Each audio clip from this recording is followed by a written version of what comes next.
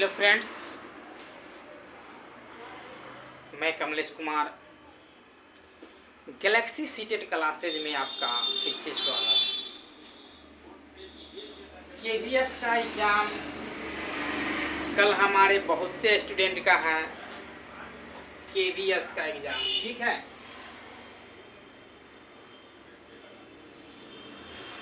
कल केवीएस का एग्ज़ाम हमारे बहुत से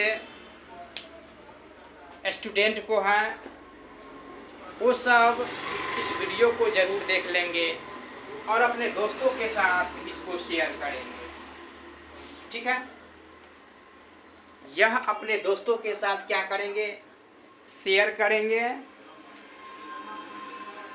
और एग्ज़ाम आप लोगों को अच्छा जाए। ठीक है, चलिए आज केवीएस में सीडीपी का पोर्शन है। सीडीपी का उस पर हम चर्चा करते हैं, चाइल्ड डेवलपमेंट पेडागोजी। ठीक है, इस पर क्या करते हैं, हम चर्चा करते हैं किस तरह से क्वेश्चन कल आएगा उसके बारे में।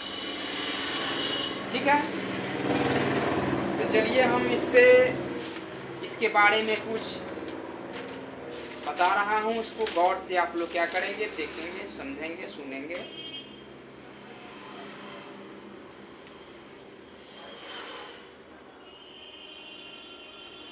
देखिए, फर्स्ट क्वेश्चन है छात्र केंद्रित शिक्षा शास्त्र की क्या विशेषता है। छात्र केंद्रित,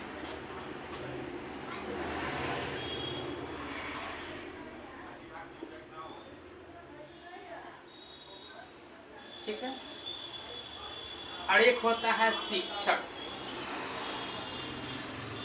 केंद्रित।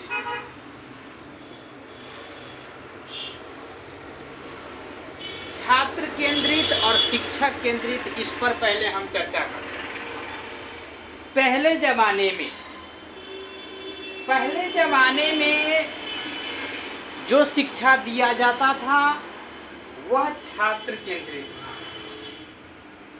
पहले जमाने में जो शिक्षा दिया जाता था वह क्या था, शिक्षक केंद्रित था।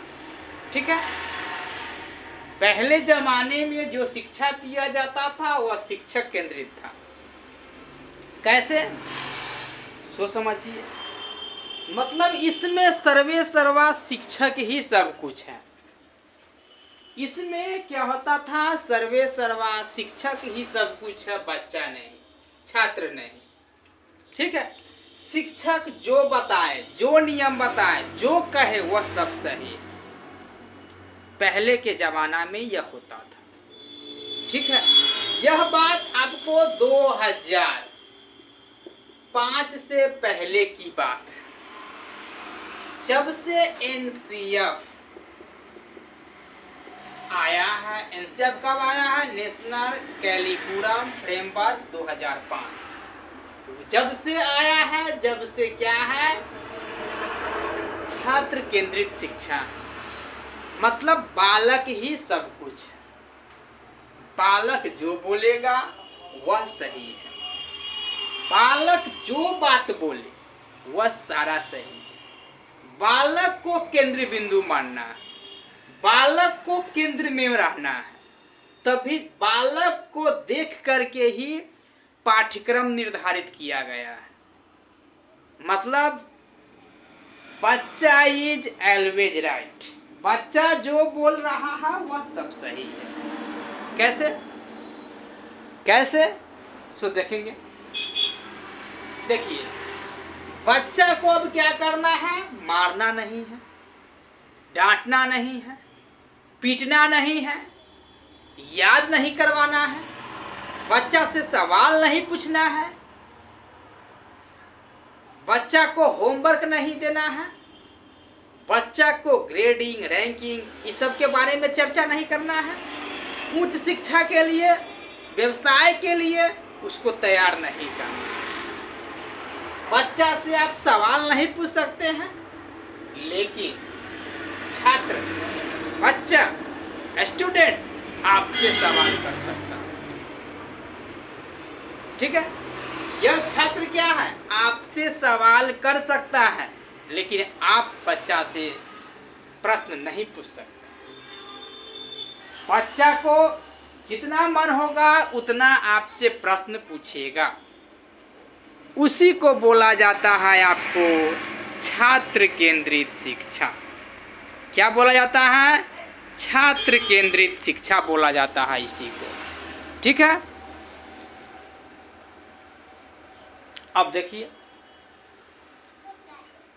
कल एग्जाम है बहुत सारे स्टूडेंट का केवीएस का, वो लोग ध्यान से इस वीडियो को देखेंगे, समझेंगे, सुनेंगे। कहता है, क्वेश्चन है, छात्र केंद्रित शिक्षा शास्त्र की क्या विशेषता है। यथावत याद करवाना, बच्चा से याद करवाइएगा नहीं, बच्चा को हम इस तरह से समझाएं। शिक्षक में वह कला होना चाहिए, वह गुण होना चाहिए जो बच्चा को समझाएं, न कि याद करवाए। बच्चा को हम किस तरह से समझाएंगे कि अब बच्चा हमारे सारे चीज को फॉलो करेगा, उसको याद नहीं करवाना। हम इस तरह से समझाएंगे कि ऑटोमेटिक उसको क्या है, माइंड में सेट हो जाए। ठीक है, ए नंबर ऑप्शन था यथावत याद करवाना, बच्चा से याद करवाएंगे आप, नहीं, गलत है। फिर कहता है केवल पाठ्य पुस्तकों पर निर्भर होना चाहिए। पाठ्य पुस्तक जहां आता है उसको भी आप लोग हटा देंगे, पाठ्य पुस्तक नहीं लेना है। और केवल भी लगा हुआ है तो केवल तो लेना ही नहीं है। केवल क्या कर दिया है, सीमित कर देता है। केवल, केवल क्या है, कोई चीज को क्या कर देता है, सीमित कर देता है। ठीक है, इसीलिए आपको केवल भी लेना नहीं है, काहे कि वह सीमित कर दिया है, इसीलिए क्या करेंगे, उसको भी नहीं लेंगे, तो वह भी ऑप्शन मेरा कट गया। ठीक है, अगला है आपका ऑप्शन, योग्यता के आधार पर विद्यार्थियों को नामांकित करना तथा वर्गीकरण करना। आप योग्यता के आधार पर उसको नामांकित करेंगे, अलग बैठाएंगे, अलग करेंगे, नहीं करना है ये चीज सब। ठीक है, इसी को पैडागोजी बोला जाता है। माइंड में 4 गो ऑप्शन, उस 4 गो ऑप्शन में ए बी सी डी 4 गो ऑप्शन है।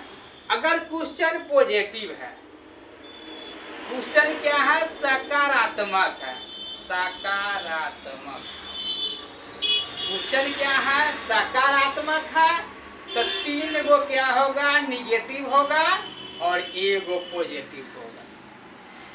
क्वेश्चन क्या है, अगर क्वेश्चन सकारात्मक रहता पूछता है तो आपको क्या है, 3 गो ऑप्शन क्या रहता है, निगेटिव रहता है और 1 गो पॉजिटिव रहता है, उसी को चुनना रहता है। ठीक है, अगर क्वेश्चन क्या है, निगेटिव है, अगर क्वेश्चन क्या है, निगेटिव है, नकारात्मक है, तो क्या हो जाएगा, ए बी सी और डी। नकारात्मक क्वेश्चन है तो आपको 3 गो ऑप्शन सही रहता है और 1 गो ऑप्शन क्या है, गलत रहता है। 3 गो ऑप्शन सही रहता है और 1 गो ऑप्शन क्या है, गलत रहता है। तो नकारात्मक में जो गलत रहता है उसी को हम लोग क्या करते हैं, सही मानते हैं।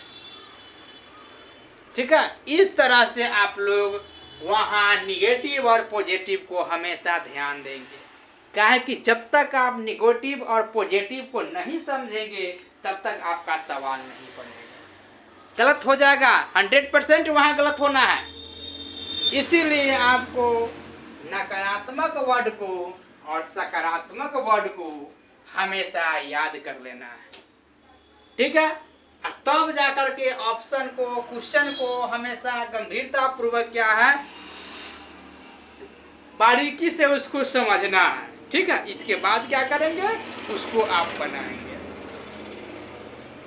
फिर आपको इसमें देख लीजिए डी नंबर में, बच्चों के अनुभवों को प्रमुखता देना है। बच्चा क्या अनुभव कर रहा है वो हमेशा पॉजिटिव होता, अनुभव कर रहा है ना, अपने माइंड में सोच रहा है, वह बच्चा क्या होता है, सही होता है। ठीक है। अगला ये संरचनावादी। संरचनावादी ढांचे में अधिगम प्राथमिक रूप से, अधिगम क्या कहता है, प्राथमिक रूप से यत्रवत याद करने पर आधारित है। उसको याद करवाइएगा नहीं, गलत हो जाएगा, याद तो करवाना नहीं है, ठीक है। अवबोधन की प्रक्रिया पर क्या होती है, केंद्रित होती है संरचनावादी, यह सही होगा। और सी नंबर में है प्रबलन पर केंद्रित होता है, नहीं, प्रबलन पर केंद्रित नहीं रहता।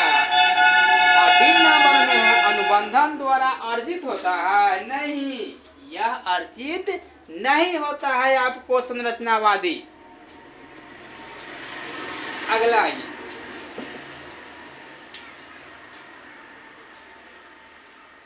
अगला क्वेश्चन है 4 नंबर, सॉरी अगला क्वेश्चन है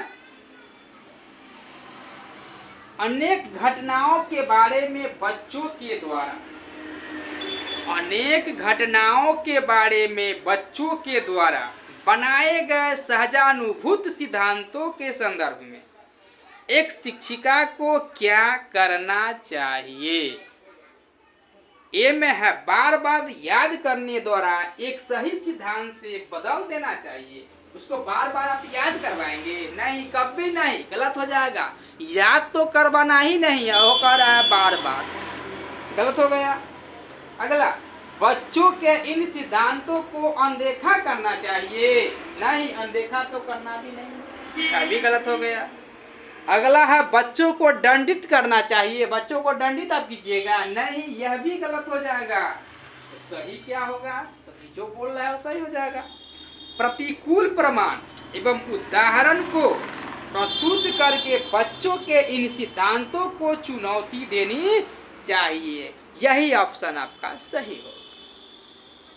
अगला बच्चों को अधिगम गतिविधियों में भागीदारी करने के लिए लगातार पुरस्कार देना व दंड का प्रयोग करने से क्या प्रभाव पड़ता है। ए में यह बच्चों को प्रदर्शन आधारित लक्ष्यों के बजाय निपुणता पर ध्यान देने के लिए प्रोत्साहित करना। निपुणता और लक्ष्य लगा दिया हुआ तो लेंगे नहीं, निपुणता और लक्ष्य क्या नहीं निर्धारित करना। बाहरी अभिप्रेरणा कम होती है, नहीं, आंतरिक अभिप्रेरणा बढ़ती है, नहीं। अधिगम में बच्चों की स्वाभाविक अभिरुचि तथा जिज्ञासा कम होती है, यह सही होगा, ठीक है। अगला देखिए किस तरह से सही होता है, ध्यान देंगे। यह केवीएस का चल रहा है सेट, यह आपका केवीएस का सेट चल रहा है, ठीक है। इस वीडियो को अंत तक बने रहिएगा सारे स्टूडेंट। संरचनावादी सिद्धांतों के अनुसार, संरचनावादी सिद्धांतों के अनुसार अधिगम के बारे में निम्नलिखित कथनों में से कौन सा सही है, ठीक है। ए में है अधिगम आवृत्तीय संबंध के द्वारा व्यवहारों का अनुबंधन है, नहीं, अनुबंधन नहीं है। बी नंबर ऑप्शन अधिगम सक्रिय विनियोजन के द्वारा ज्ञान की संरचना की प्रक्रिया है। सक्रिय लग गया, सक्रिय जहां भी लगता है क्या होता है मेरा, पॉजिटिव होता है। इसीलिए सक्रिय को, अवसर को, इस सब को छोड़ना नहीं है। यह अवसर, सक्रिय, बार बार परिवेश, ये सब बार बार मिलने की चीज नहीं है। अवसर किसी को लाइफ में बहुतों बार नहीं मिलता है, कम ही बार मिलता है। अवसर जो मिल गया उसको छोड़ना नहीं है। क्या कहता है, एक बॉल है, एक बॉल है, क्रिकेटर को क्या रहता है, एक बॉल का इंतजार रहता है। जिस समय बढ़िया बॉल आ जाएगा छक्का मार देंगे। आप लोगों को भी लाइफ में इसी तरह है, जिस समय बढ़िया सेट पकड़ा जाएगा मार के निकल जाइएगा, ठीक है। उसी इंतजार में सभी आदमी रहता है, हमको भी अच्छा बॉल मिले, अच्छा क्वेश्चन मिले, बाउंड्री पार कर दे। क्या सबका यही अरमान होता है, सबके माँ बाप का यही अरमान होता है। हमारा लड़का चाहे हमारा बच्चा या हमारे बच्चिया सक्सेस हो, हम अपनी आंखों से उसको सक्सेस होते हुए देख सके। ठीक है। अधिगम स्मरण की प्रक्रिया है, नहीं स्मरण नहीं करवाना। अधिगम यत्रवत याद करने की प्रक्रिया है, नहीं याद भी नहीं करवाना है। देख लीजिए किस तरह से केवीएस का सेट चल रहा है, किस तरह से आपको ऑप्शन कट रहा है। ठीक है, वहाँ बारीकी से ध्यानपूर्वक क्वेश्चन को पढ़ेंगे। जितना पढ़ाए हैं हमको लगता है करीब करीब इसी टैगवर्ड पर आपका काम करेगा। अगला है विद्यार्थियों को स्पष्ट उदाहरण एवं गैर उदाहरण देने के क्या परिणाम है। यह अवधारणाओं की समझ में अभाव पैदा करती है, नहीं अभाव नहीं पैदा करती है। यह अवधारणात्मक समझ के बजाय कार्य विधिक प्रतिक्रियात्मक ज्ञान पर ज्ञान केंद्रित करता है। जी नहीं। और सी नंबर में है अवधारणात्मक परिवर्तनों को प्रोत्साहित करने के लिए यह एक प्रभावशाली तरीका है। सही है। अगला देख लेंगे। यह विद्यार्थियों के दिमाग में भ्रांतियां उत्पन्न करती है, नहीं दिमाग में भ्रांतियां तो उत्पन्न करवाना ही नहीं है। ठीक है, यह गलत हो गया। ऑप्शन क्या हो गया सही मेरा? C number. अवधारणात्मक परिवर्तनों को प्रोत्साहित करने के लिए यह एक प्रभावशाली तरीका है। अगला, एक प्राथमिक विद्यालय की अध्यापिका बच्चों को एक प्रभावशाली समस्या समाधानकर्ता बनने के लिए किस प्रकार से प्रोत्साहित कर सकती है। ए में है गलत उत्तरों को अस्वीकार करके एवं दंडित करके, नहीं। बी नंबर बच्चों को सहजानुभूत अनुमान लगाने के लिए। देखिए बच्चों को कोई भी वर्क उसको करने दीजिए। ठीक है, बच्चा कोई भी वर्क कर रहा है तो उसको करने दीजिए। जब वह करेगा तब न सीखेगा, वह गलती करेगा त्रुटि करेगा तब वह सीखेगा। त्रुटि क्या है? सीखने का एक हिस्सा है। यहाँ त्रुटि पॉजिटिव होता है, त्रुटि को क्या है हम लोग निगेटिव में नहीं लेना है। बच्चा त्रुटि करेगा गलती करेगा तब वह बच्चा सीखेगा, नहीं तो नहीं सीख पाएगा। एक ही बार में जो सीख लिया, एक ही बार में जो जिसको सफलता मिल गया वह मजे से नहीं होगा, काहे कि असफल होगा त्रुटि होगा तब जाकर के उसके पास नॉलेज भरेगा कुट कुट कर। ठीक है, एक बार में पढ़ लिए, ठीक है, सफलता मिल गया, बहुत अच्छी बात है। अगर नहीं मिला फर्स्ट बार में तो सेकेंड बार में फर्स्ट बार से ज़्यादा मेहनत किया जाता है। ठीक है, तो वो सेकेंड बार में गया। इस तरह से क्या है सफलता त्रुटियां का ही एक हिस्सा, एक अंग है। ठीक है, एक मौका मिला है, एक मौका मिल गया, बस बच्चों को अनुमान लगाने दीजिएगा। बच्चा क्या है मार्केट में गया है, शॉपिंग करने गया, वह बच्चा शॉपिंग करके जब आया तो उसकी मामा ने बोली बेटा क्या खरीदा है? तो मामा ये सामान मैं लाया। अच्छा इसका इतना प्राइस है? तो हाँ मामा मार्केट में इसका इतना प्राइस था, मैंने पैसा दे करके ले लिया। ठीक है, बच्चा क्या किया था वहां ठगा करके आया था। सामान था 5 रुपया का, बच्चा से ले लिया आपको 15 रुपया। बच्चा क्या है 10 रुपया ठगा गया। माँ कुछ नहीं बोली, माँ पढ़ी लिखी थी, माँ कुछ नहीं बोली। ठीक है बच्चा कोई बात नहीं है बेटा। फिर अगले दिन उसको पैसा दिया, जाओ बेटा वही सामान खरीद करके तुम ला। तो बच्चा क्या करता है उस सामान को फिर 2-3 दुकान में जाता है, 2-3 दुकान में जाकर के ट्राई लेता है। तब वह बच्चा फिर आकर के कहता है मामा यह सामान तो हमको 5 रुपया में मिला, अब कल परसों में मैं लाया था तो इसका दाम 15 रुपया फलाना दुकान में ले लिया। कम से कम सीखा तो बच्चा। उसी समय अगर गार्जियन उसकी मामा मूर्ख होती, उसकी मामा अगर मूर्ख होती तो बच्चा को डांटती, हे तू ठगा के चले ले हा, ये ना हुआ वो ना हुआ कह सकता था, लेकिन वह फिर कहा अगले दिन वही सामान तुम खरीद करके लाओ, लाया। बच्चा सीखा तो बच्चा।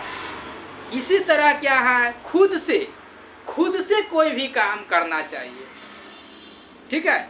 किसी के सहारे नहीं जीना है, खुद जीना है, खुद कोई वर्क करना है, तब जाकर के मंजिल मिलती है।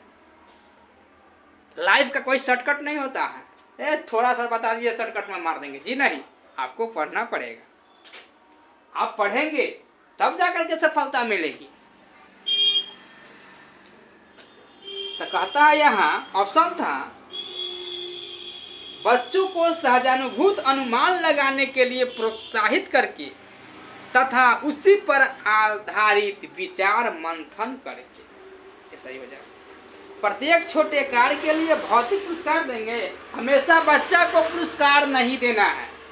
अगर पुरस्कार दे दीजिएगा तो बच्चा निगेटिव में चला जाएगा, कहिए तनका याद कर लगे सर जी तना पुरस्कार दे। इसीलिए पुरस्कार के पीछे बच्चा को नहीं लोभाइए, ठीक है।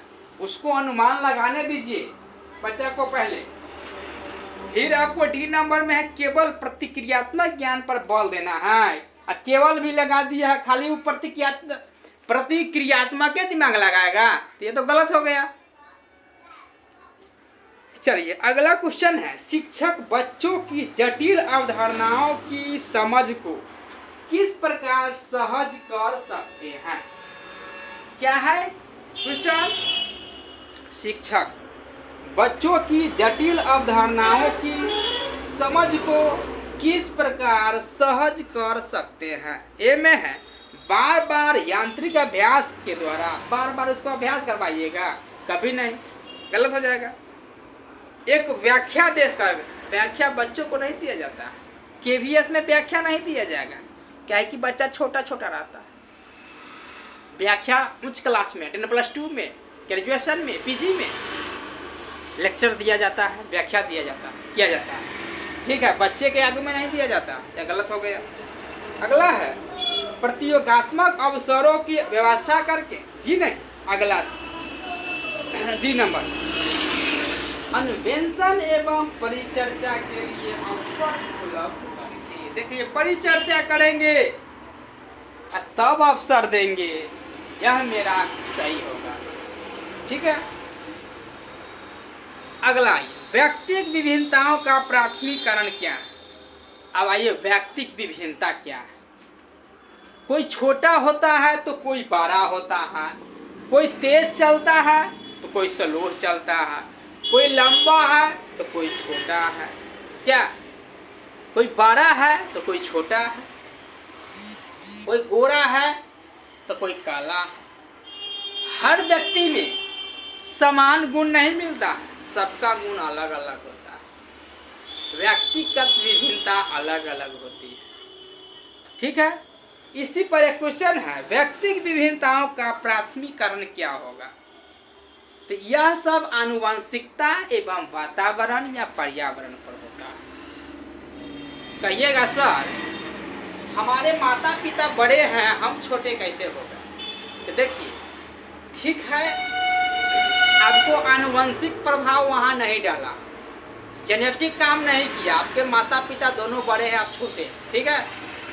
लेकिन आपका वातावरण से आप प्रभावित हो गए, आपका वातावरण ठीक नहीं था, इसी के चलते आप छोटे हो। कोई कहता है सर हमारे पिताजी लंबे हैं, हमारी माँ छोटी है, हम भी छोटे हैं। वहाँ आपको दोनों काम किया, वातावरण और आनुवंशिकता, वातावरण और आनुवंशिकता वहाँ दोनों फॉलो किया है, दोनों को प्रभाव पड़ा है बच्चा के ऊपर, इसीलिए वह छोटा हो गया। अगर माता पिता दोनों बड़े हैं तो आप भी बड़े होंगे, अगर आपका वातावरण पर्यावरण सही होगा तब, गारंटी। यह प्रभाव आपको 2 बच्चे पर ही पड़ता है, ठीक है। 2 बच्चे के बाद बच्चा का माता पिता से हर चीज नहीं मैच खाता है, और 2 बच्चा तक खाता है। क्वेश्चन है व्यक्तिक विभिन्नताओं का प्राथमिकरण क्या है? तब पर्यावरणीय प्रभाव, खाली पर्यावरण गलत हो गया। फिर कहता है जन्मजात विशेषता, ये भी कट गया।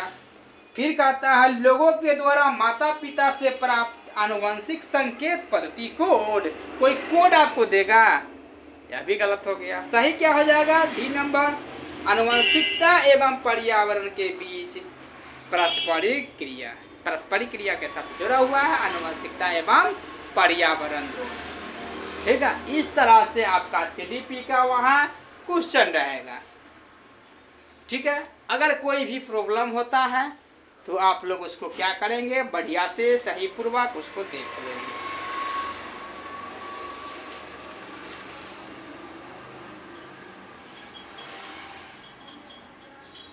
चलिए एक जेंडर से आते हैं।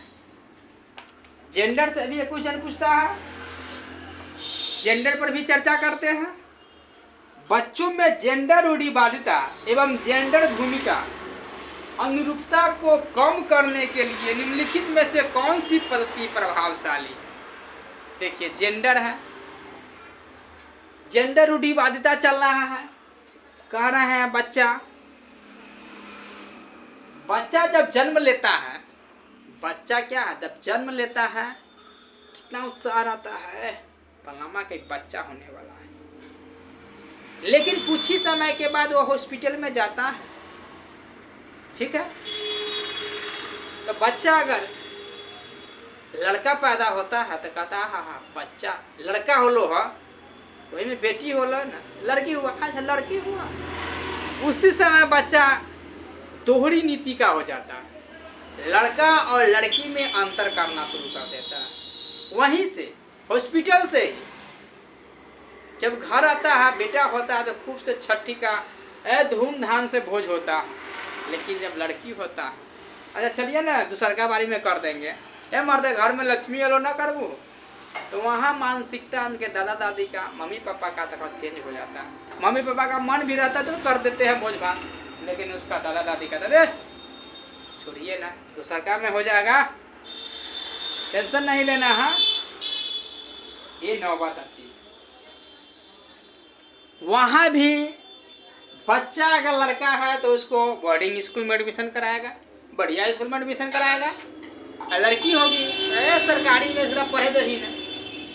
ये सब क्यों होता है? और शिक्षा के चलते होता है। उसके बाद शिक्षा नहीं है, वही फैमिली में ये बात होता है। इसको कम करने के लिए, जेंडर रूढ़िवादिता को कम करने के लिए क्या करना चाहिए?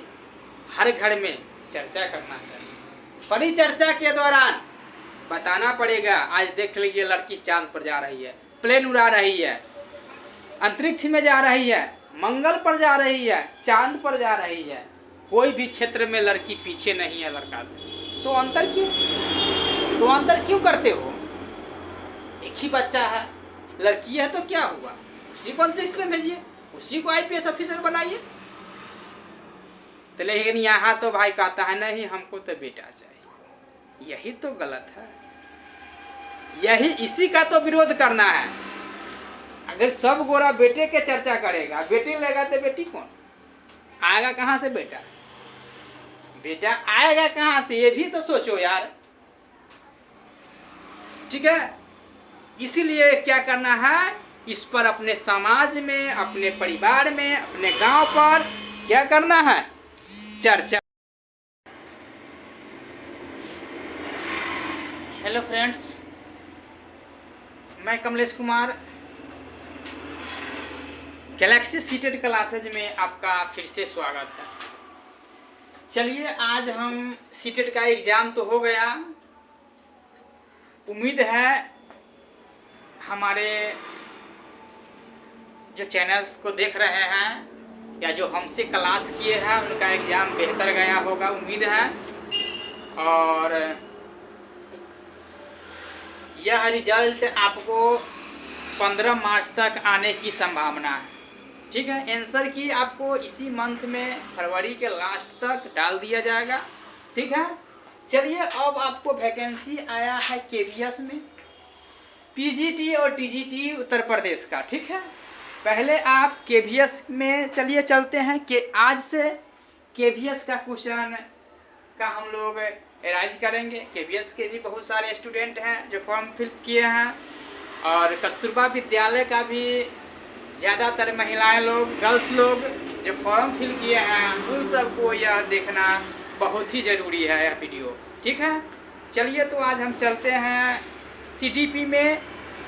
सीडीपी में हम चलते हैं जो आपको पूछता है एग्ज़ाम में, केवीएस के एग्ज़ाम में।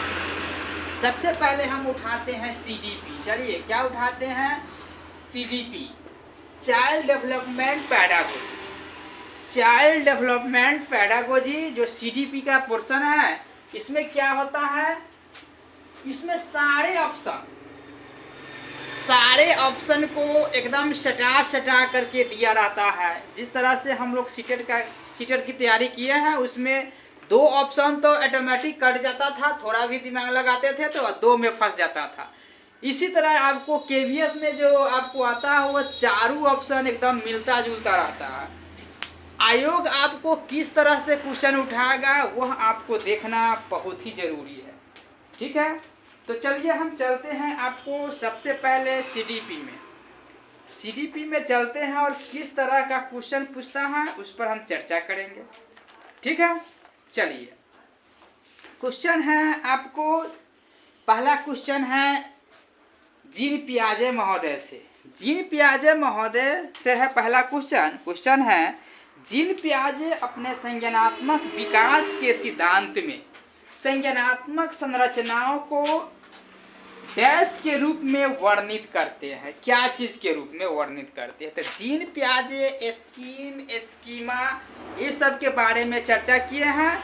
उसी के बारे में क्या है, जो ऑप्शन में आएगा स्कीमा, उसके बारे में वही ऑप्शन आपका सही होगा। ठीक है, तो ऑप्शन है आपको इसमें उद्दीपन अनुक्रिया संबंध। अगला है विकास का समीपस्थ क्षेत्र, स्कीमा मनोवैज्ञानिक उपकरणों।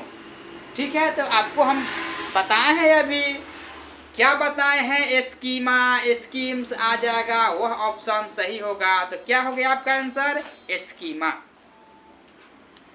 अगला क्वेश्चन है, जीन पियाजे के संज्ञानात्मक विकास के सिद्धांत में।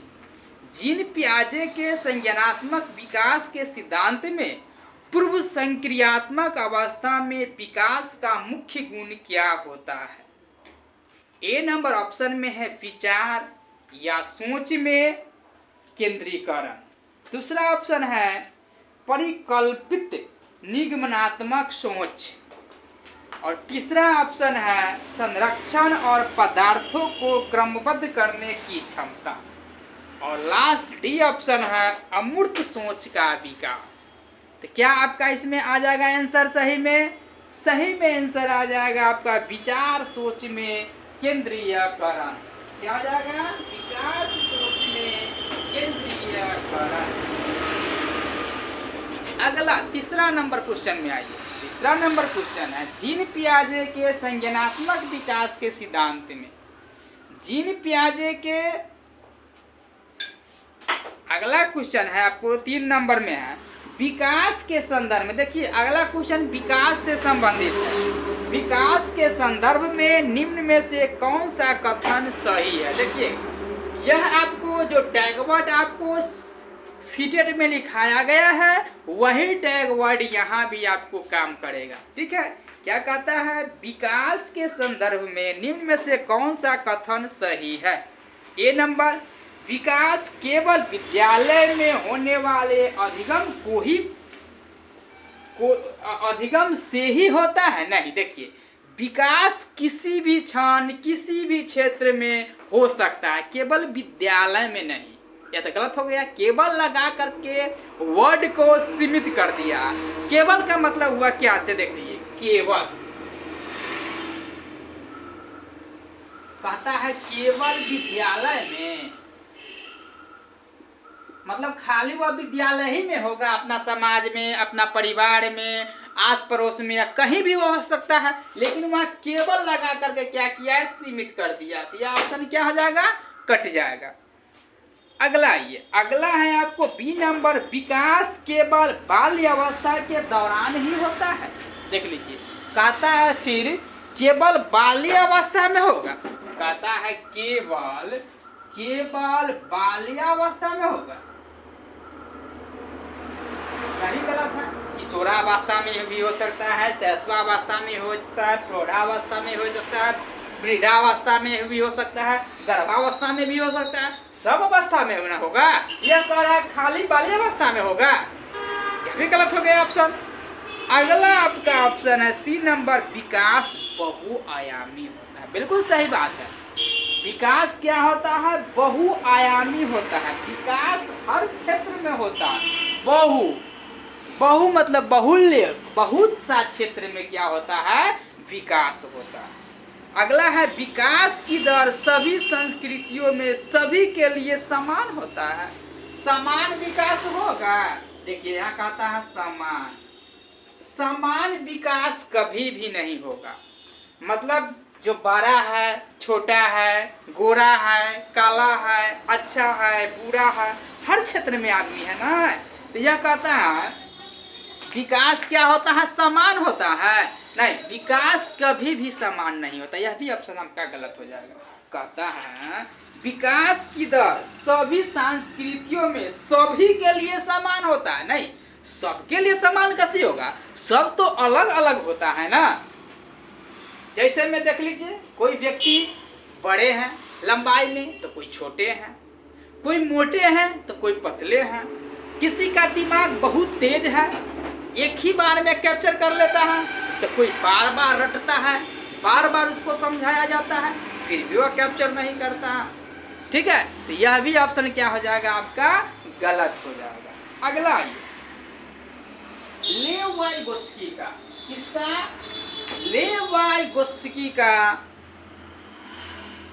सामाजिक सांस्कृतिक परिप्रेक्ष्य अधिगम प्रक्रिया में खाली स्थान के महत्व पर जोर देता है। यहाँ क्या आ जाएगा?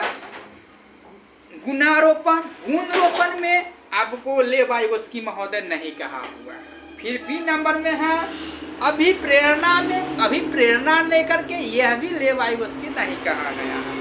संतुलीकरण, संतुलन के बारे में तो कभी चर्चा भी नहीं किया था लेव वाइगोत्स्की। अगला डी नंबर ऑप्शन है सांस्कृतिक उपकरणों में लेव वाइगोत्स्की सामाजिक, सांस्कृतिक, अंतःक्रिया, परस्पर, ये सब के बारे में क्या किए थे? हमेशा चर्चा किए थे। ठीक है, इसीलिए आपका यहाँ आंसर डी सही हो जाएगा। अगला क्वेश्चन है एक प्रगतिशील कक्षा में। प्रगतिशील कक्षा में व्यक्तिगत विभिन्नताओं को किस प्रकार देखा जाना चाहिए?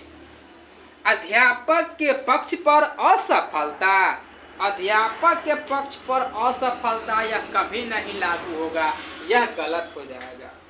बी नंबर में है योग्यता आधारित समूह बनाने का मापदंड। नहीं, योग्यता आधारित मापदंड हम कल बनाएंगे।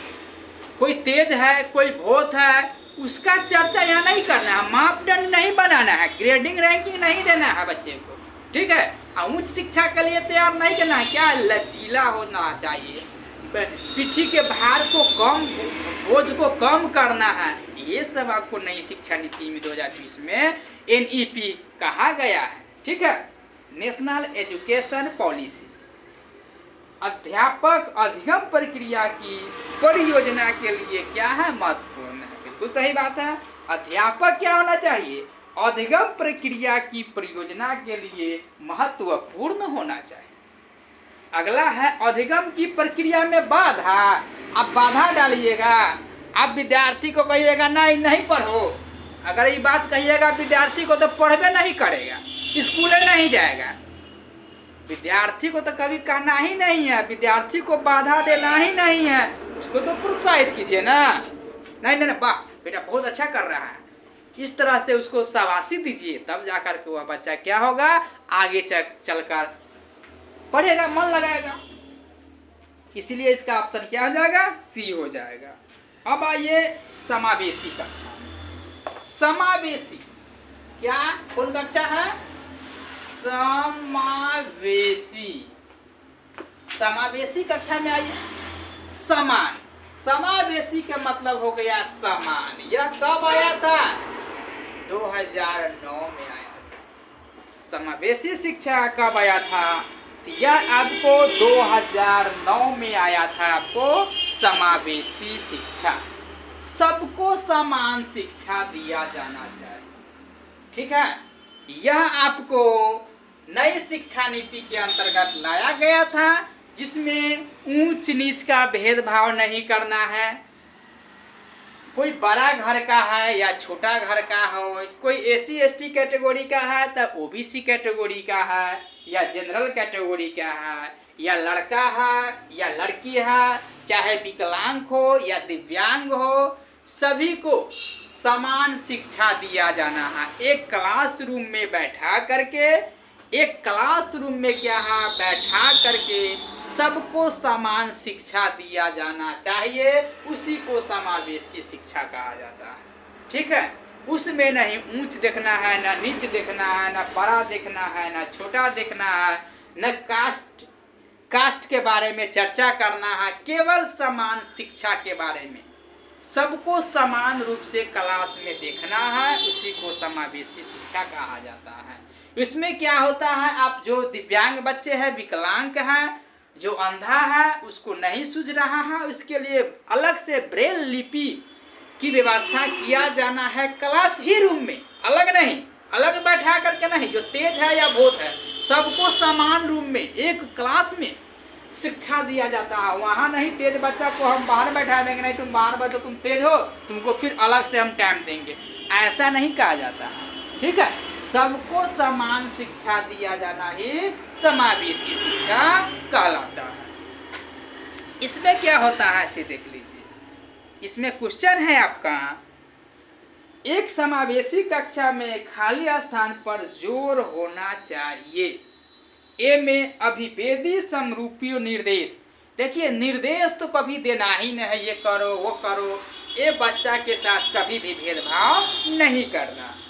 बी नंबर में सामाजिक पहचान के आधार पर छात्रों के अलगाववाद, छात्रों से अलगाव करेंगे, ये नहीं करना है समावेशी शिक्षा में। उसको नहीं कहेंगे तुम उधर बैठो तो कुछ इधर बैठो, कभी नहीं। अगला है प्रदर्शन अभिमुखी लक्ष्य हो, लक्ष्य तो निर्धारित करना ही नहीं है।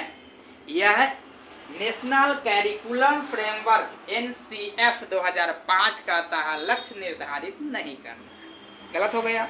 और डी नंबर में है हर बच्चे के सामर्थ्य को अधिगम करने के लिए, अधिक करने के लिए क्या करना है, अवसर देना है। अवसर, देखो यहाँ अवसर,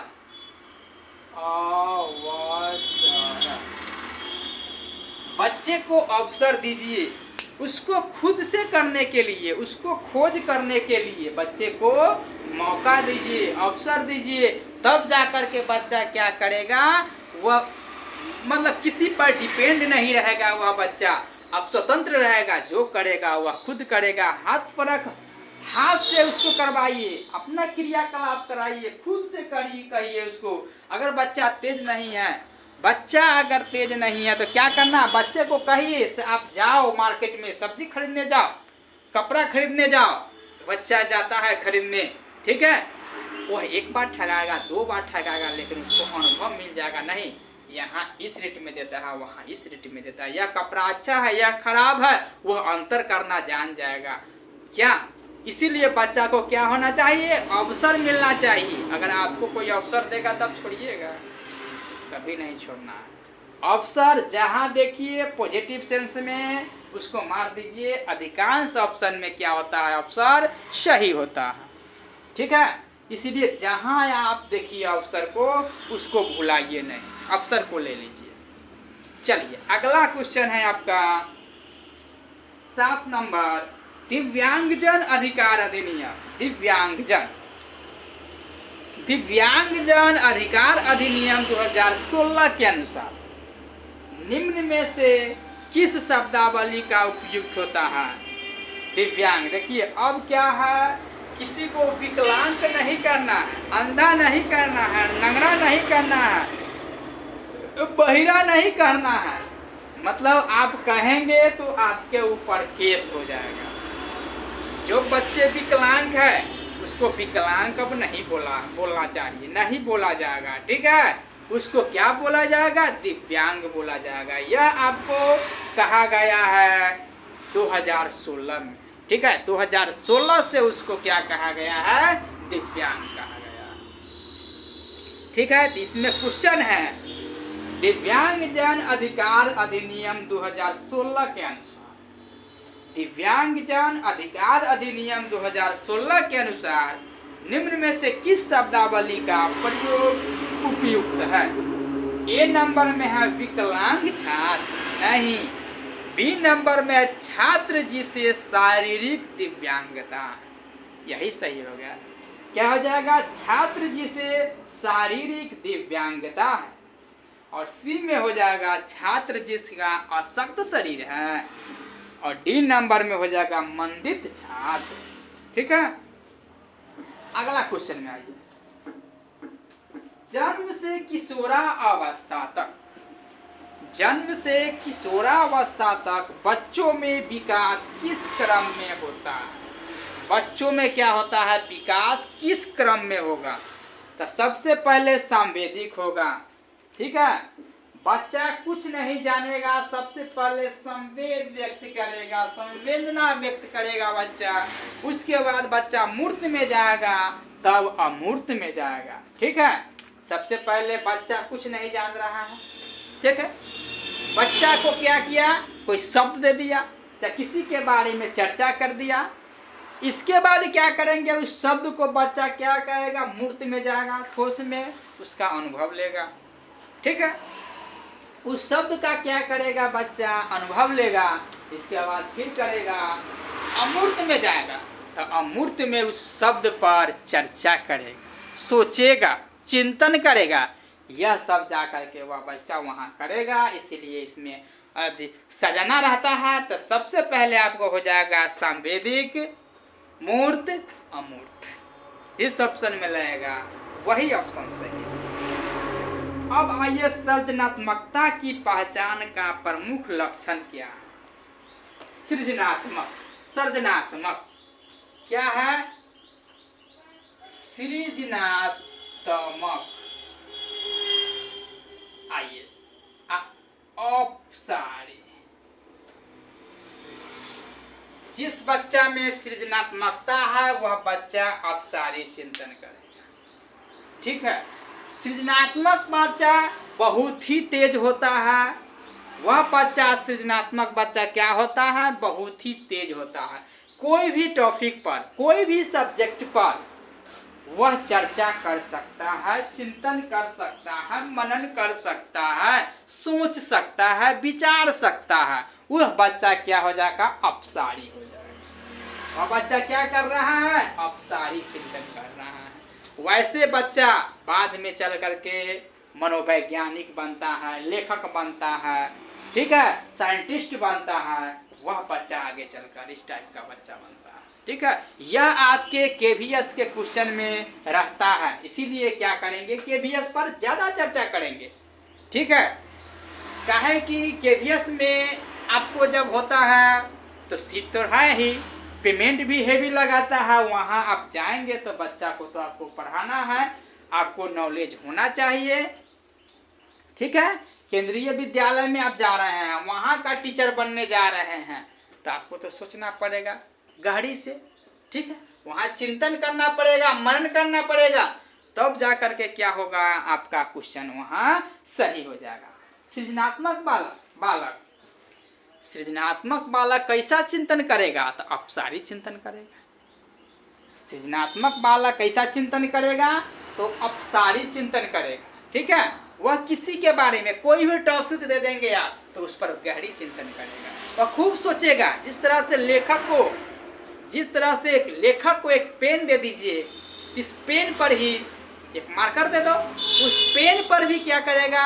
चर्चा करना शुरू कर देगा, लिखना शुरू कर देगा। लिखना क्या है? एक कला है, एक आर्ट, ठीक है। वह क्या करेगा? इस पर खूब चिंता करेगा, खूब मनन करेगा, ठीक है।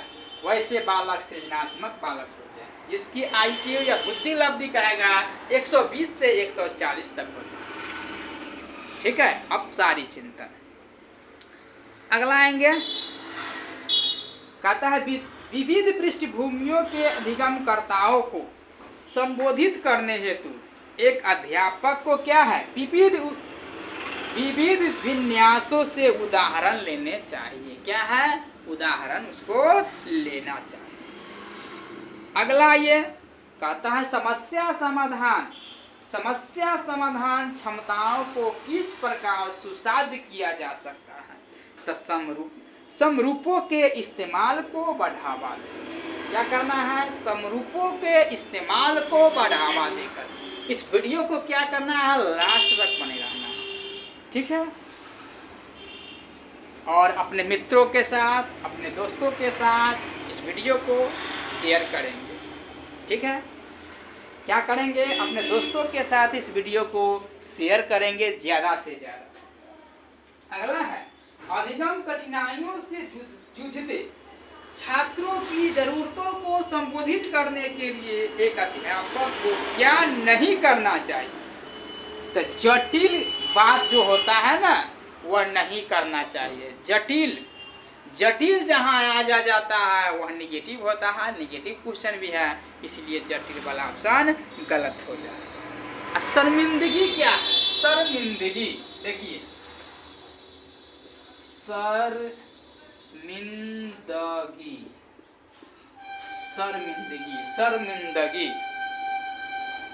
शर्मिंदगी के बारे में आइए चर्चा करते हैं। देखिए, शर्मिंदगी के बारे में हम चर्चा करते हैं। हम शर्मा रहे हैं, क्या है, हम शर्मा रहे हैं। टीचर से कोई बात करने में हमको शर्म आ रहा है, हम कैसे सर से पूछे, चाहे कैसे फलाना व्यक्ति से हम बात करें, यह सब संकोच होता है। संकोच को ही शर्मिंदगी हिंदी में बोला जाता है। तो उस सोच को क्या करना है, अगर हम अब शर्मा रहे हैं, इधर कैसे पूछे, सर क्या कहेंगे, हम लजा रहे हैं, तो आप नहीं सीख पाइएगा, आप उसको नहीं सीख पाइएगा। आप अपने ससुराल में जाते हैं, अब वहाँ खाना देगा खाने के लिए, तो आप शर्माइएगा तो पेट भरेगा, बाद में पछताइएगा ना। वही टॉपिक यहाँ आ गया है, शर्मिंदगी। आपको केवीएस के क्वेश्चन में, केवीएस के क्वेश्चन के अंतर्गत आ गया है आपको शर्मिंदगी। अगर टीचर से आप लजाएंगे तो वह आप जिंदगी में नहीं सीखिएगा। आप क्या करेंगे, जिंदगी में उसको नहीं सीख पाएंगे। इसीलिए क्या करना है, आपको शर्माना नहीं, ठीक है। कोई भी चीज में आपको शर्माना नहीं, शर्माइएगा तो जाइएगा, सीखिए नहीं पाइएगा, ठीक है। इसीलिए कोई भी चीज को बेझिझक बात करना है, उस पर चर्चा करना है, और तब जा कर के उस पर हमको बनाना है, तब जा कर के क्या होगा, तब वही हम जा कर के सीखेंगे, ठीक है। इस तरह से आपको क्या है, इस तरह से आपको क्वेश्चन रहता है, ठीक है। गैलेक्सी सीटेड क्लासेज में आपका स्वागत है, ठीक है। I am a teacher, I touch the future. मैं टीचर हूँ, ठीक है। थोड़ा हमसे हिंट्स ले लो, आपका लाइफ बदल जाएगा। कितना रिजल्ट आ गया है, हम नहीं, हमारा रिजल्ट बोलता है, ठीक है। यह आपको दो सर, कमलेश सर और उनके सर मिलकर के इस संस्था को चला रहे हैं। एक ब्रांच मुजफ्फरपुर में है और एक ब्रांच सीतामढ़ी में। केवीएस के बहुत ही बेहतरीन पढ़ाया जाता है, केवीएस के बारे में जो आपको नॉमिनेशन मिलता है, ठीक है, जो आपको नोटिफिकेशन आ चुका है, और केवीएस के बारे में चर्चा करेंगे, ठीक है। चलिए, ये इसको ज़्यादा से ज़्यादा दोस्तों के साथ क्या करेंगे, इस वीडियो को शेयर करेंगे, और फिर हम मिलते हैं अगले वीडियो में। धन्यवाद।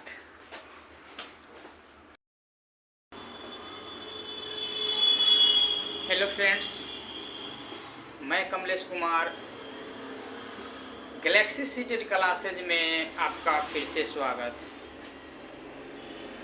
आज हम आप लोगों के समक्ष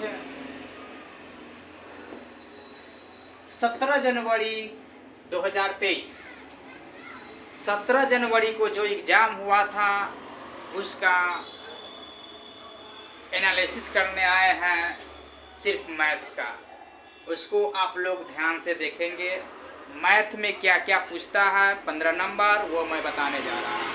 ठीक है, सबसे पहले हमारे चैनल को सब्सक्राइब आप लोग कर लेंगे और अपने दोस्तों के साथ शेयर करेंगे। ठीक है, और अगर नोट्स चाहिए तो ये व्हाट्सएप नंबर है 9708849486, यहाँ लिखा हुआ है, इस नंबर पे मैसेज कर दीजिएगा, वो आप लोगों को नोट्स प्रोवाइड कर दिया जाएगा। ठीक है, तो चलिए हम चलते हैं आज मैथ के बारे में। देखिए मैथ लिखा हुआ है, फर्स्ट क्वेश्चन आप लोगों को मैथ में था 1 + 3 = 4, 3 + 6 = 9, 6 + 10 = 16। तो अगला स्टेप क्या होगा? देखिए ये बहुत ही इजी है, आप समझ लीजिए। शॉर्ट में पहले हम बताता हूँ। 2 का स्क्वायर कितना होता है? 4 होता है। 3 का स्क्वायर कितना होता है? तो 9 होता है। तो 4 का स्क्वायर कितना हो जाता है? तो 16 होता है। तो अगला क्या आ जाएगा? 5 का स्क्वायर ना आ जाएगा। तो अगला क्या आ जाएगा? 5 का स्क्वायर आ जाएगा। तो यहाँ 25 हो जाएगा। यहाँ क्या होगा? 5 का स्क्वायर होगा तो यहाँ 25 हो जाएगा। और वही से इजी मेथड में आइए। यहाँ 3 है तो यहाँ 3 किया है, यहाँ 6 है तो यहाँ 6 किया है, तो यहाँ 10 है। तो अगला स्टेप क्या मेरा आ जाएगा? 10 आ जाएगा। अगला स्टेप मेरा क्या आ जाएगा? 10 आ जाएगा। प्लस कर दीजिए। ये वाला तो हमको प्राप्त हो ही गया है 25 है, ये वाला तो हमको प्राप्त हो ही गया है 25 को। तो कितना जोड़ेंगे? 15 ही ना जोड़ेंगे। तो 15 को 10 को 25 को ना हो गया। ठीक है, एक मिनट से और समझिए इसको। देखिए आप कहिएगा सर 15 कहाँ से लाए? ये भी प्रॉब्लम हो सकता है, बहुत स्टूडेंट को प्रॉब्लम हो सकता है। तो देखिए 3 और 3 अंतर कितना हो गया? 3 गो और +3 गो कितना हुआ? 6 गो। 6 गो और +4 गो कितना हुआ? 10 गो। और 10 गो और +5 गो 15 गो। ठीक है, मैथ बहुत ही मज़ेदार पूछ रहा है, नो डाउट। मैथ का जो पैडागोजी है वह भी बहुत इजी पूछ रहा है। हम जितना बता रहे हैं ठीक है, इतना आप लोग फॉलो कर लीजिए। हम आपको क्या किए हैं, जो शुरू से एग्जाम में पूछ रहा है 9 तारीख, 10 तारीख, 11 तारीख, 12 तारीख, 13 तारीख, फिर 17 तारीख। ठीक है, इतना क्वेश्चन का मैथ का हम एनालिसिस करा चुके हैं। 17 का भी करा रहे हैं। सारे वीडियो को क्या है आप लोग देख जाइए। एक भी मैथ का 15 में 15 परफेक्ट आना है आप लोगों को। इसीलिए आप लोग क्या करेंगे, सारे वीडियो को एक करके देख जाइए। जित साला प्लेलिस्ट में सारा पड़ा हुआ है, सारे वीडियो को क्या करेंगे आप लोग देख लेंगे। जिनका एग्जाम नहीं हुआ है वो देख लेंगे। ठीक है, विशेष हम कुछ नहीं कहेंगे, आप लोग देख लीजिए। ठीक है, चलिए अगला क्वेश्चन में हम आते हैं।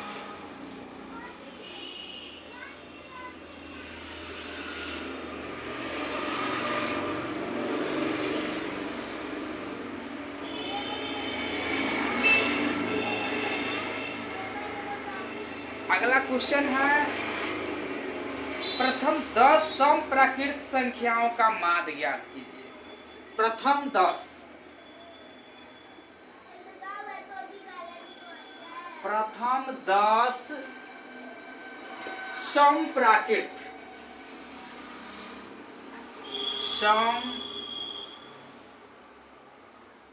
समप्राकृत संख्याओं का माध्य ज्ञात कीजिए। ठीक है, प्रथम 10 समप्राकृत संख्याओं का माध्य ज्ञात कीजिए। ठीक है, इसका ऑप्शन ले लीजिए 10, 11, 12 और 20। 10, 11, 12 और 20, यह आपका क्या है? ऑप्शन। ठीक है, इसका सूत्र होता है n × n + 1। n का वैल्यू कितना हो गया? 10 × 10 + 1, मतलब 10 × 11, यही ना है। इतना आपका क्या हो गया है, सूत्र हो गया है। औसत कहिए या माध्य कहिए, माध्य यहाँ बोलिए या औसत बोलिए, बात बराबर है।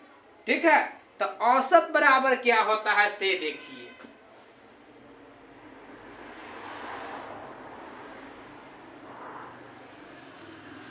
10 गुने 11/10 संख्या, 10 से 10 कट हो गया, आंसर क्या हो गया आपका 11 हो गया। आंसर क्या हो गया 11 हो गया आपका बी नंबर। इसको आप लोग क्या करेंगे, स्क्रीनशॉट ले लीजिए। प्रथम 10 सम प्राकृत संख्याओं का माध्य ज्ञात कीजिए, यह क्वेश्चन था। ऑप्शन था 10, 11, 12 और 20। n into n plus 1, 10 into 10 plus 1, 10 गुने 11। औसत या माध्य बराबर 10 गुने 11/10 संख्या बराबर 11। ठीक है, इसको क्या करेंगे, स्क्रीनशॉट ले लीजिए। चलिए अगले क्वेश्चन में आइए।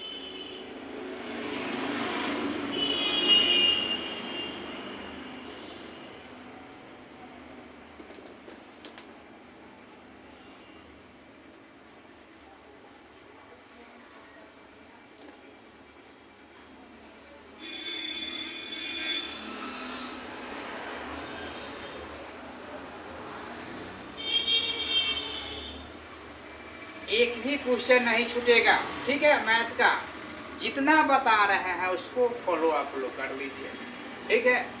और हमारे जो यूट्यूब चैनल है इसको सब्सक्राइब करवा दीजिए, ज़्यादा से ज़्यादा शेयर कीजिए, इससे और लोगों के बीच यह क्वेश्चन पहुँचे, ठीक है। अगला क्वेश्चन है जो मैं आपके स्क्रीन पर लिख रहा हूँ, देखेंगे ध्यान से। क्वेश्चन थोड़ा लंबा है लेकिन बहुत ही मजेदार है, बहुत ही इजी क्वेश्चन है। स्कूल के बच्चों में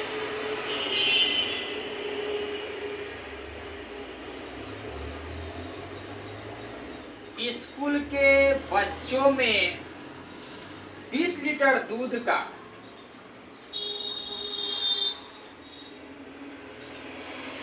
20 लीटर दूध का वितरण किया जाना है। वितरण किया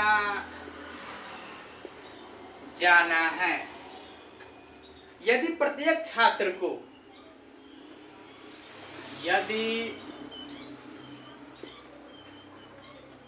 प्रत्येक छात्र को 1/4 लीटर, कितना 1/4 लीटर दूध मिलता है।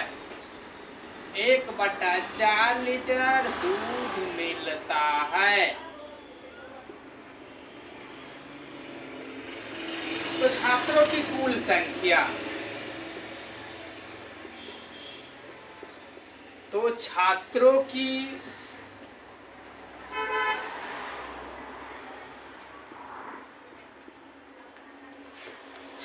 की कुल संख्या ज्ञात कीजिए। इस टाइप का क्वेश्चन रहेगा। आपको ए नंबर ऑप्शन में देखेंगे 80, बी नंबर में 120, सी नंबर में 82 और डी नंबर में 100। इस क्वेश्चन को आप लोग क्या करेंगे देखेंगे पहले। कहता है स्कूल के बच्चों में 20 लीटर दूध का वितरण किया जाना है। यदि प्रत्येक छात्र को 1/4 लीटर दूध मिलता है तो छात्रों की कुल संख्या क्या होगा। चल पहले लिखिए, छात्रों की कुल संख्या पहले निकालिए।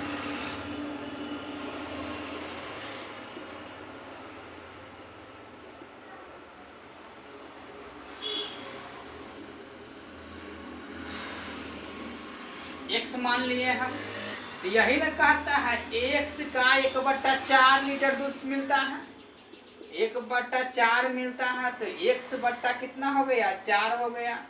तो x बटा जो 4 हुआ यही न कहता है आपको 20 लीटर दूध का वितरण करना है, मात्र 20 लीटर का करना है। तो x बराबर कितना हो जाएगा, 4 दूनी 8, 80 आंसर। कुल संख्या कितना हो गया, 80 हो गया, वही आंसर हो गया, ए नंबर मार दीजिए, स्क्रीनशॉट ले लीजिए इसको। कोई भी प्रॉब्लम हो डायरेक्ट इस नंबर पर मैसेज करें या कॉल करें। सबसे पहले हमारे YouTube चैनल को सब्सक्राइब कर लेंगे, और जो जो एग्जाम हो रहा है सारा का एनालिसिस करा रहे हैं, प्लेलिस्ट में सारा वीडियो पड़ा हुआ है, खास करके मैथ का, वो सब आप लोग देख लेंगे। ठीक है, इस क्वेश्चन को क्या है स्क्रीनशॉट ले लेंगे। स्कूल के बच्चों में क्या है, 20 लीटर दूध का वितरण किया जाना है। यदि प्रत्येक छात्र को 1/4 लीटर दूध मिलता है तो छात्रों की कुल संख्या क्या है, तो छात्रों की कुल संख्या कितना मान लिए हैं, x मान लिए हैं। तो यदि प्रत्येक छात्र को 1/4 दूध लीटर मिलता है तो x का 1/4 बराबर x/4, तो 1/4 बराबर यही ना 20 लीटर दूध वितरण करना, तो वही क्रॉस मल्टीप्लिकेशन कर देंगे, एक लाइन में बना दिए।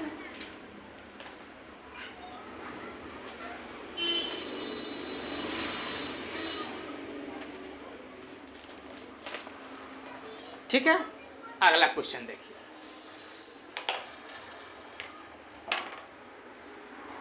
अगला क्वेश्चन देखें।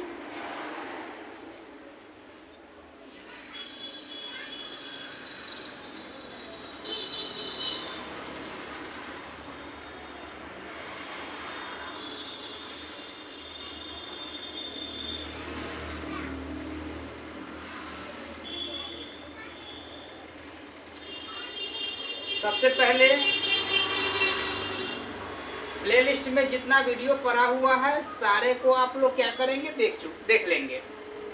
उसके बाद जहां प्रॉब्लम हो बताएंगे, मैसेज करेंगे कमेंट बॉक्स में जा करके, और दोस्तों से रिश्तेदारों से हमारे चैनल को सब्सक्राइब कराइए। सब्सक्राइब करवाइएगा, लाइक बटन दबाइएगा तो मज़ा आएगा और पढ़ाने में, और नया नया चीज़ देंगे। ठीक है, यह क्वेश्चन जो मैं आपके स्क्रीन पर लिखने जा रहा हूं, यह क्वेश्चन आपको 13 तारीख के डेट में भी पूछा है। जो क्वेश्चन 13 तारीख के डेट में पूछा है वही क्वेश्चन लगभग आपको 17 तारीख के डेट में पूछा है। ठीक है, खाली क्वेश्चन को आप लोग ध्यान से देखेंगे। क्वेश्चन है 4 अंकों की सबसे छोटी,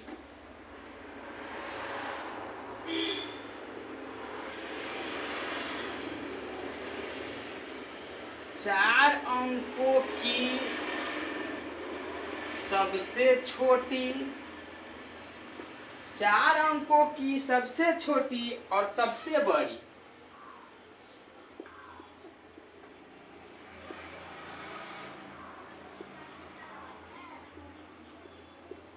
और सबसे बड़ी संख्या का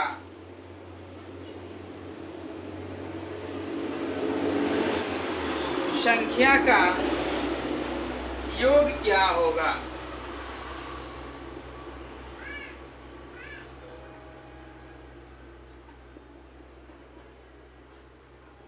यह 13 तारीख के डेट में आपको अंतर पूछा था और 17 तारीख को योग पूछ रहा है। 4 अंकों की सबसे छोटी संख्या कह रहा है तो 1 पर 3 वो शून्य, 4 अंकों की सबसे बड़ी कह रहा है तो 4 को 9, 1 2 3 4, कह रहा है योग तो उसको प्लस कर दीजिए, तो 9 9 9 10, यही ना आपका आंसर हो गया। इसको स्क्रीनशॉट ले लीजिए।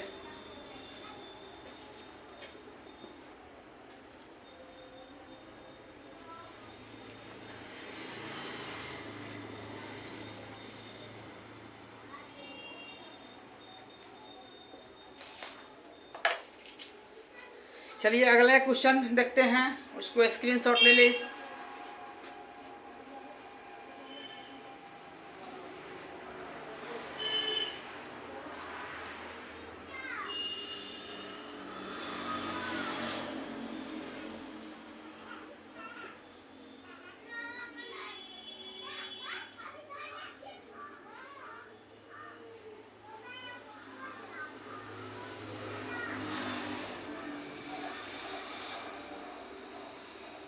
हमारे YouTube channel seated Kamlesh sir के नाम से है। इस चैनल को ज़्यादा से ज़्यादा शेयर कीजिए, सब्सक्राइब करवाइए दोस्तों से, ठीक है। चलिए अगला क्वेश्चन देखिए क्या है। आप अपने स्क्रीन पर देखिए, 2 सही क्वेश्चन है, 2 सही 2/3 संपूर्ण बराबर है। 2/3 संपूर्ण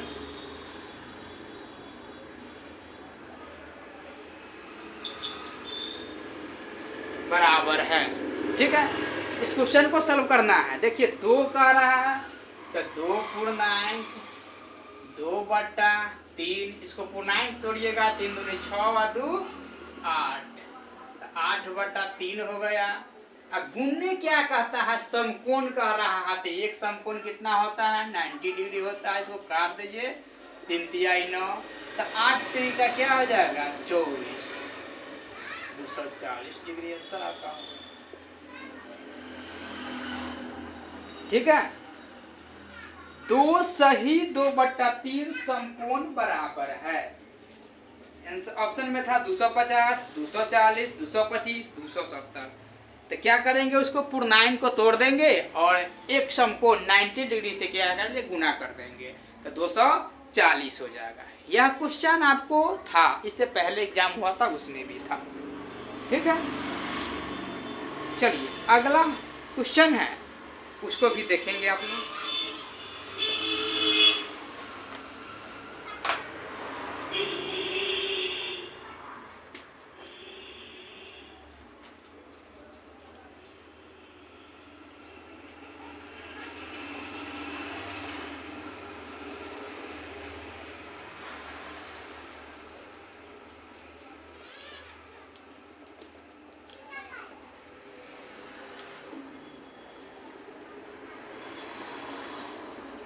अगला क्वेश्चन हम ला रहे हैं घन से, ठीक है। अगला क्वेश्चन है, यह क्वेश्चन आपको 12 तारीख के सेट में भी था, 13 तारीख के भी था, देख लेंगे। एक घन का प्रत्येक फलक है, एक घन का प्रत्येक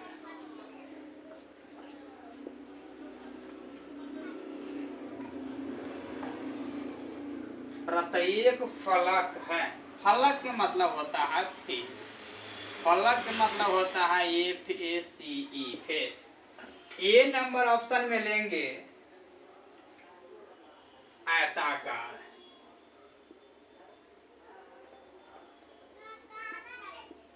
2 नंबर बी में लेंगे वर्ग, सी में लेंगे त्रिकोणीय,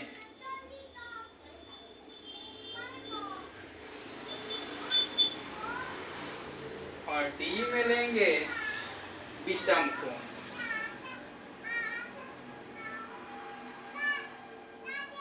ठीक है। एक घन का प्रत्येक फलक क्या है, घन का फिगर बना लेंगे, ठीक है। क्या करेंगे, घन का फिगर पहले बना लीजिए।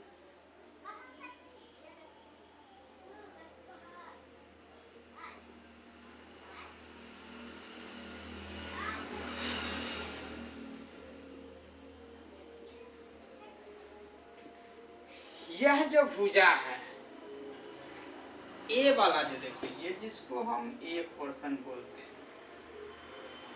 है ना। ए पोर्शन क्या है, वर्ग, वर्गाकार है। तो किसमें वर्गाकार है, अरे यही आंसर हो जाएगा। ये क्या है, कहता है प्रत्येक फलक क्या है, फेस है, वर्ग है, ठीक है। चाहे घन रहे या घना रहे, दोनों में क्या हो जाएगा, वर्ग ही हो जाएगा। क्या हो जाएगा, वर्ग हो जाएगा, ठीक है। एक घन का प्रत्येक फलक फेस क्या है, इसको दिखाना था, इसीलिए आपको क्या है, यह एक घन का प्रत्येक फलक, प्रत्येक फेस, फेस क्या दिखा रहा है, फेस हमको क्या दिखा रहा है, वर्गाकार दिखा रहा है कि नहीं। तो यही न कह रहा है आयताकार है कि वर्गाकार है कि त्रिकोणीय, वर्ग, सभी भुजा क्या है आपस में बराबर, इसलिए क्या हो गया, यह वर्गाकार हो गया। फिर हम मिलते हैं अगले वीडियो में, ठीक है।